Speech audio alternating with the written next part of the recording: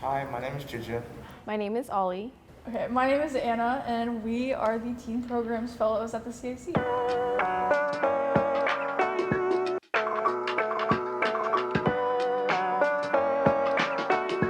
So, can you tell us about your name? Can you tell us what you do at CAC? Can you tell us what you do just in general? Yes, my name is Michael Thompson. I am the artist in residence here at the Contemporary Arts Center, and I have residency here on Wednesdays and Fridays from 4 to 7 through the end of May.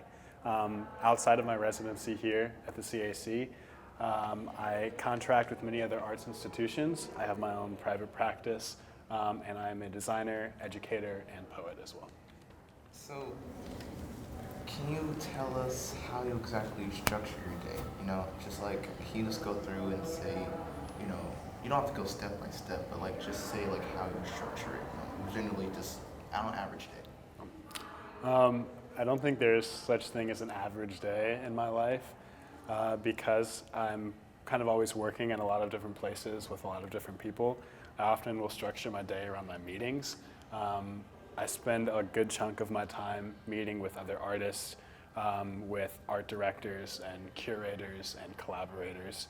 And so usually I try to plan those as being the priority of my day. And then if I have anything scheduled like residency, I always make sure to think about that when I'm planning the rest of my day. But honestly, my schedule is pretty fluid. The structure of my day is almost never the same because I'm constantly having to readjust what my day looks like and where I'm at depending on the different projects and ventures that I have on the horizon for that week. So you mentioned that you have a private practice, and I was wondering how exactly you made income off of your art, and you also mentioned working with other artists and creative directors, and does this give you enough creative freedom for your practice? So I do make all of my income off of art, but that doesn't just mean that I am just making and selling paintings. A chunk of my income certainly is from doing commissions or for doing and selling works for institutions, but that also includes doing things like residencies. Here at the CAC, I'm also artist in resident at the Cincinnati Art Museum. I'm formerly resident at Cincinnati Shakespeare Company, and that kind of gives me an opportunity to collaborate with institutions that I really love in Cincinnati. I'm also a muralist for most of the year. I paint in the city with artworks, with art empowerment, and then I do lots of different clubs and mentorships, all kind of based on arts and writing practices throughout the city in Cincinnati and in northern Kentucky. Would you say that that gives you enough creative freedom to express the ideas you want to express? Yeah, I think it does, especially because I get to work on lots of different projects simultaneously. That's pretty exciting for me. My life is almost never boring because I'll one day be working on a creative writing club, and the next day I'll be working on a series of paintings, and the next day I'll be at a museum teaching a workshop or doing a residency. And so if I don't get to express my artistic endeavors and ventures through a painting, I often get to do that through poetry or through teaching, or oftentimes a collaboration between those different fields. You talk about your passion, your path, what you do, and what you're doing. It sounds like you're a really amazing artist.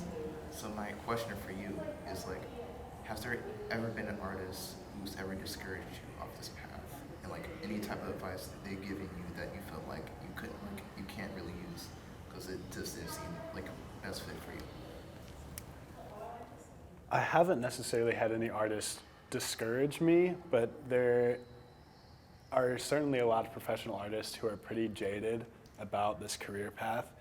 So oftentimes you'll hear that it is difficult to make a living by being an artist, or you'll be discouraged maybe away from certain practices. Like a lot of times fine artists will go into fields of graphic design and illustration, which I also love, but I'm pretty confident and resolved to stay in the field that I'm currently in, at least for this kind of chapter of my life.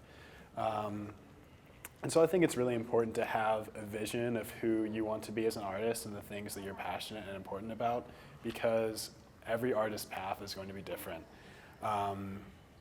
Everyone's going to make income differently. Everyone is going to be working on different types of projects.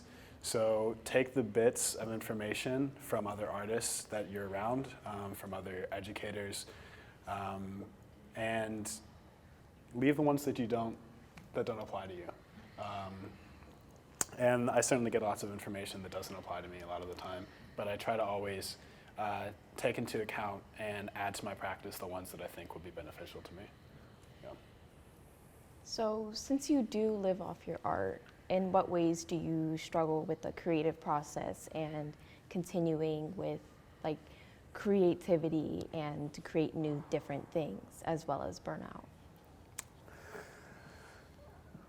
I think one of the difficult things about being a professional artist is that I don't really have any choice but to make art now. I really love what I do. I'm very passionate about what I do, but I also understand that I'm not going to have food on the table if I'm not making art and if I'm not practicing.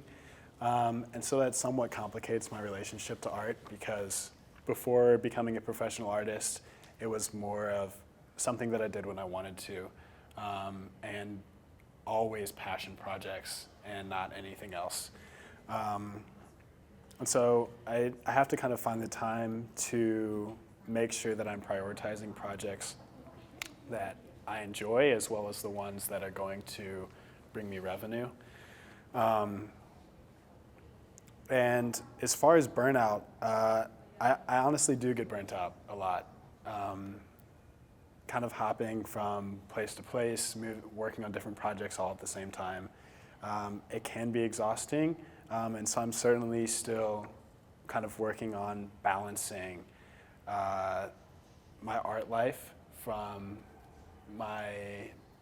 the rest of my life, whatever that might be, as far as just hanging out with friends or giving myself meaningful alone time that is separate from my practice and from my professional life. One of the interesting things about being an artist for me is that a lot of the work that I create is intimately tied to who I am as a person. So sometimes it can be very difficult to separate who I am from the work that I do. And I think that that's probably something that a lot of artists struggle with.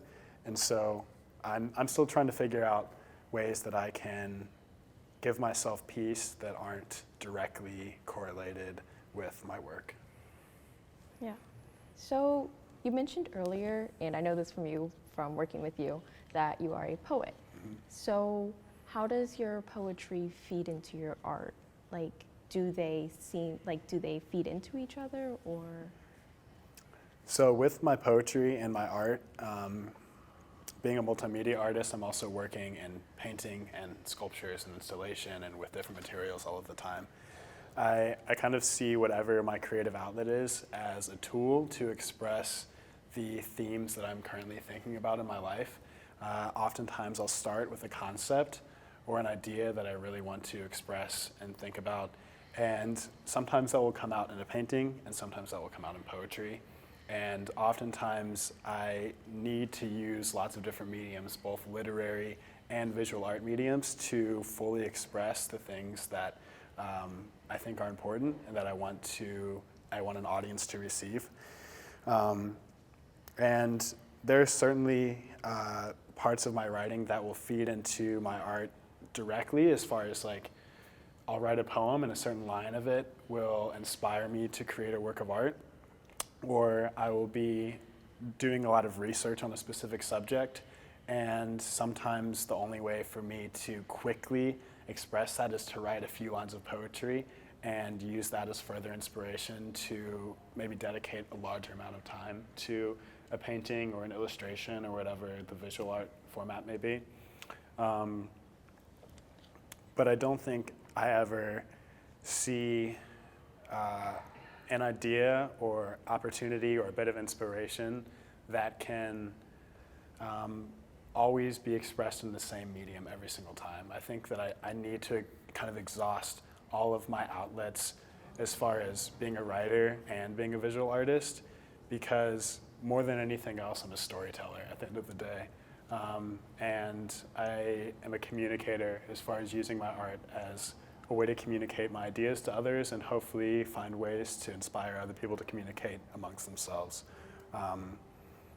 So my poetry and my art and everything else that I do are kind of all intimately tied together, and the proximity of them in my practice is really important.